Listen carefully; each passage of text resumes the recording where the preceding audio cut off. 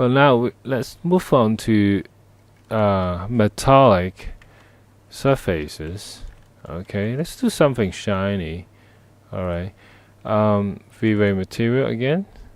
Well, let me name that. So I just say metal MTL. Okay, metal material.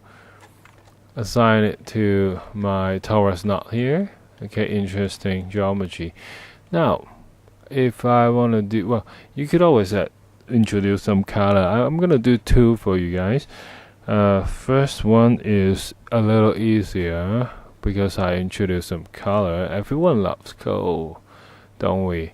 So I'm just going for gold, okay, or bronze like metal, and you can see indeed it's quite dark in the diffuse color of gold, or even that. I'll change that. Okay, something like that, somewhere in that direction. Maybe that's too red. It's more yellowish. Anyway, so and the second thing is in the reflection. In the reflection, I would uncheck the Fresnel because metal does not have that property. Well, to keep it simple, if you want to try, you could do without fall off. Just go like that. And now with a fairly low number, say 0.4 on the well, that's too low, isn't it? I don't know, maybe 0.65. Well, we'll see. Depends on the refraction strength too. So it has to be a fairly low number of glossiness. If it's getting too sharp, I mean the highlight, the specular spot is, if it's too small, narrowing down into a circle. If it's falling up too sharp, then it will look plastic and like lacquer or just some transparent glossy finish. So, well, be bold. I mean, try. Why not 0.45? Why not? There's no reason that I cannot try that. Or even go darker on the I don't know, on the diffuse color of the metal. That's how metal works.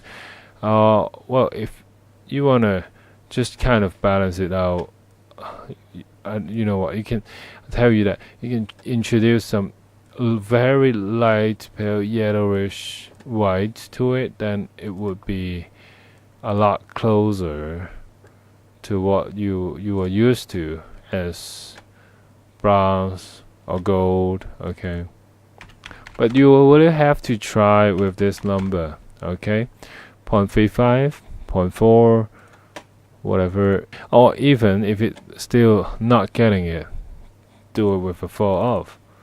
Okay, at the reflection. So what you get is even more sophisticated region of something. If nothing to reflect off, that would be, say, okay, some like that. Okay, very close to black.